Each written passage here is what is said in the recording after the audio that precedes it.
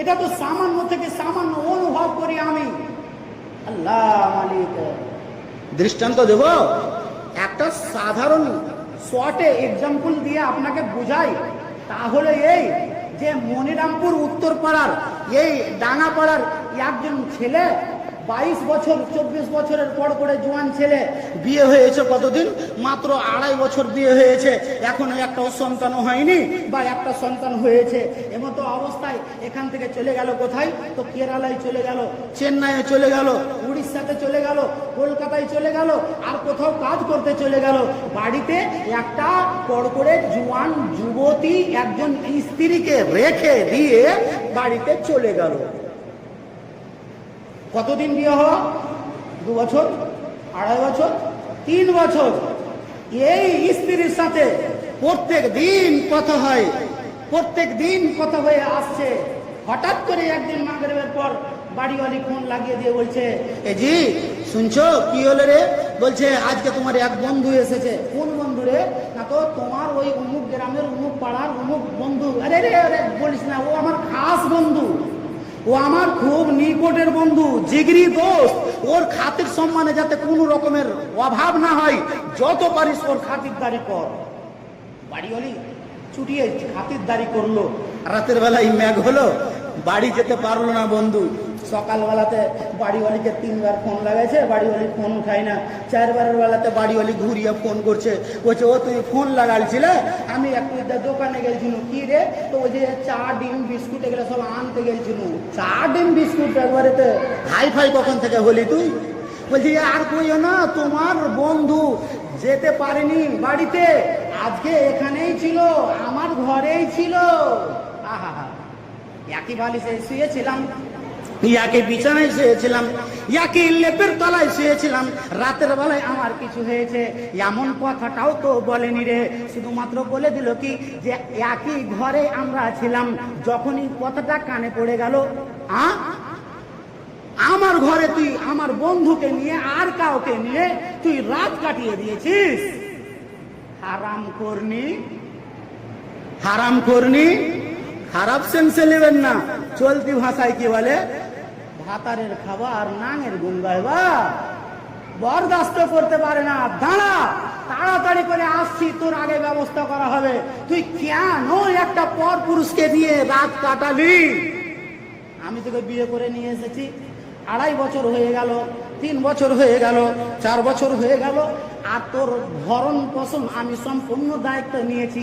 এর নাদান তোমার মতন ওই যুবতী মেয়েটাকে তার বাপ তো 17 বছর, 18 বছর, 19 বছর, 20 বছর পর্যন্ত খাইয়ে পরিয়ে লালন পালন করে দেওয়ার পরে তোমার হাতে তুলে দিয়েছে। কেবলমাত্র 2টা বছর হলো, 2.5টা বছর আর 3টা বছর হলো।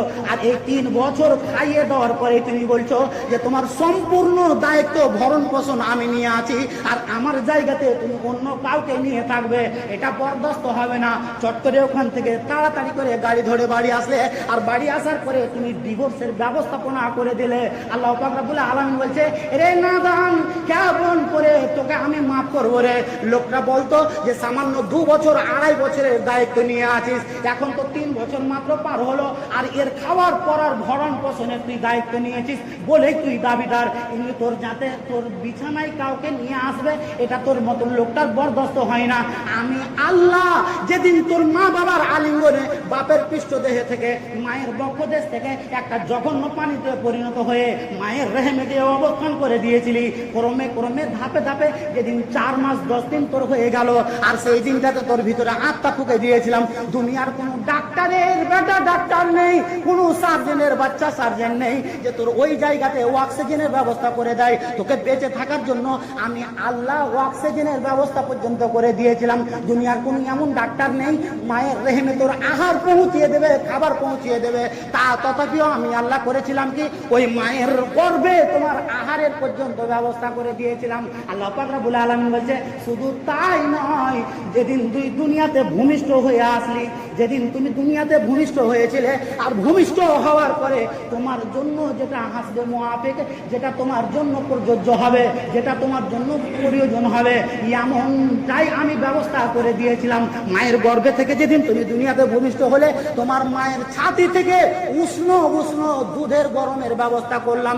দুনিয়ার আগুন দিয়ে যদি গরম করা হয় তাহলে তোমার মুখ পুড়ে যাবে, যদি ঠান্ডা করে দেওয়া হয় তাহলে তোমাকে ঠান্ডা লেগে যাবে। আমি আল্লাহ এতটাই তোমার যত্ন করে দিলাম, আর তুমি দুনিয়াতে যতদিন বেঁচে থাকবে তোমার ওই জন্ম থেকে নিয়ে তুমি 60 বছর বাঁচবে, 70 বছর বাঁচবে, 80 বছর বাঁচবে, 90 বছর বাঁচবে, যতদিন বাঁচবে তুমি কত লিটারে লিটারে হাজারে হাজারে কোটি কোটি তুমি লিটার অক্সিজেন টেনে যাবে, তার বিনিময়ে তোমাকে 5টা নয়া পর্যন্ত দিতে হবে না। বলো তো যে তুমি যদি 3 বছরে 2.5 বছরে যদি তুমি একজন স্ত্রীর এতটাই যদি দরদি হও, এতটাই যদি তোমার রাগ হয়, তো আমি আল্লাহ তোমাকে এত কিছু দিয়ে আসি, তোমাকে জন্মের আগে থেকে নিয়ে তোমাকে দুনিয়াতে ভূমিষ্ঠ হওয়ার আগে থেকে নিয়ে ভূমিষ্ঠ হলে সেদিন থেকে নিয়ে কবর যাওয়া পর্যন্ত এত তোমার ব্যবস্থাপনা করলাম। আর তারপরে যদি আমার জায়গাতে অন্য কাউকে শরীক করে দাও তাহলে আমি আল্লাহ কেমন করে বরদাস্ত করে দিই? বরদাস্ত করবেন? বরদাস্ত করবেন? আল্লাহ বলছে আমি এটাকে বরদাস্ত করব না। শোনো, এটা এই রকমই একটা মারাত্মক গুনাহ যে এর চাইতে পৃথিবীর বুকে আর বড় গুনাহ নেই। এখন মনিরামপুর উত্তরপাড়ার লোক মনে মনে বলছি, মাওলানা আমরা এই থেকে খুব বাড়ি হয়ে আছি, এই থেকে আমরা খুব বেঁচে আছি, এই রকম ব্যাধি আমাদের ভিতরে নেই, এই রকম শিরক নেই। বন্ধু, সচেতন হয়ে যদি জীবন যাপন করো তাহলে তুমি এই কথাটা বলতে পারবে।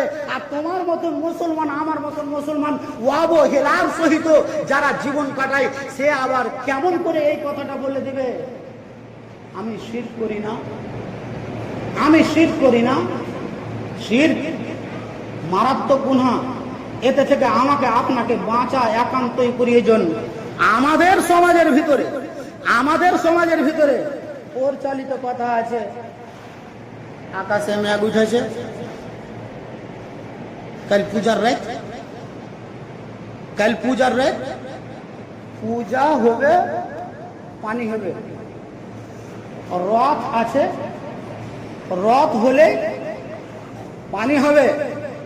এরা মূর্তি ভাসাবে, আর মূর্তি ভাসাতে গেলে পারে ওর মা কাঁদবে, আর ওইটাই চোখের পানি আসমান থেকে পড়বে। আমাদের মুসলিমদের ভিতরেও এটা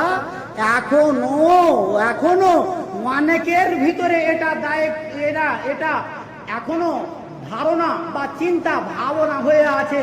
শুধু তাই নয়, আগেকার যুগে, এখন জানি না এরকম ধারণা রাখনে হলে কয়জন আছে। তাছাড়া আমার মায়েদের মুখ থেকে, নানীদের মুখ থেকে শুনেছি, রাতের বেলাতে ওরা উঠে দেখছে বড় তারাটা আজকে দেখা যাচ্ছে, মনে হয় পানি হবে। চাঁদের সাইডে, যে চাঁদের যেটা এরিয়া, তার সাইডে তার একটুকু কিছু জ্যোতির্ময় নিয়ে তার সাইডে এরিয়া বড় হয়। তো যখন যেমন যেমন বড় হয় তেমন তেমন আমার ধারণা কি বলছে, চাঁদের শোভা বসেছে, পানি হবে, বলে না? বলে। আরো এক গাদা আছে, সময় জুমার খুতবা, এ তো জালসা মাহফিল নয় যে আপনাকে লম্বা চওড়া এক এক করে শোনাতে থাকবো। বন্ধু, এগুলোকে আমরা ছোট ছোট মনে করি, এগুলোকে গুনাহ বলে মনে করি না। আরে পানির মালিক ওই চাঁদ নয়, পানির মালিক ওই তারা নয়, পানির মালিক হলেন আল্লাহ। পানির মালিক এই পূজা নয় রে নাদান। যদি এই রকমই যদি তোমার ধারণা থাকে তাহলে তোমার কপালে মোড়া ঝাঁটা পড়বে। আজও বলবো তওবা ইস্তেগফার করে নাও। যদি তওবা করে যদি না মরতে পারো তাহলে ঠুকাই চলবে। তোমার মতন লোকটাকে যেতে হবে কোথায়? তো আল্লাহর কঠোর জাহান্নামে তোমার জায়গা হবে, ভালো না? এগুলা তো কখনো শিরক হয়? হ্যাঁ, আরো ছোট থেকে ছোট। আপনি হয়তো অনুমান করেন না, অনুভব করেন না। আপনাকে বলছি যে আল্লাহ পাকের রাসূল বলছেন যে কতগুলো মুসলিম, এরা মুসল্লি, এরা নামাজ পড়ে, আর নামাজ পড়ে তার বাদে ওই এরা মুশরিক, অধিকাংশ মুশরিক। কেমন কথা বলছেন? মসজিদে আসলাম ইবাদতের উদ্দেশ্যে, মসজিদে আসলাম নামাজ পড়তে। আমরা তো সিজদা আল্লাহর কাছেই করি, আল্লাহর সামনেই তো সিজদা করি। মসজিদে আবার কোনোদিন শিরক হয় জি মাওলানা? উল্টা পাল্টি বলছেন নাকি? মাথাটা খারাপ হলো? মাথা আমার খারাপ হয়নি।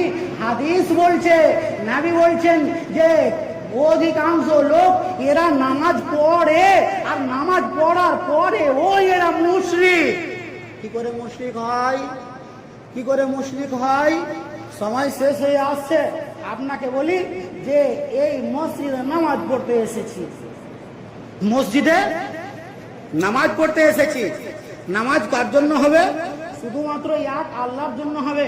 নামাজে আমি দাঁড়িয়ে গেলে পারে আমার ধারণা কি থাকবে? আল্লাহকে আমি স্বয়ং দেখছি অথবা আল্লাহ আমাকে দেখছেন, এই ছাড়া দ্বিতীয় ধারণা আমার কিছুই থাকবে না। কিন্তু নামাজ পড়তে এসেছি মসজিদে, আর নামাজ পড়তে আসার পরে ওইখানে নামাজ পড়তে লাগলাম।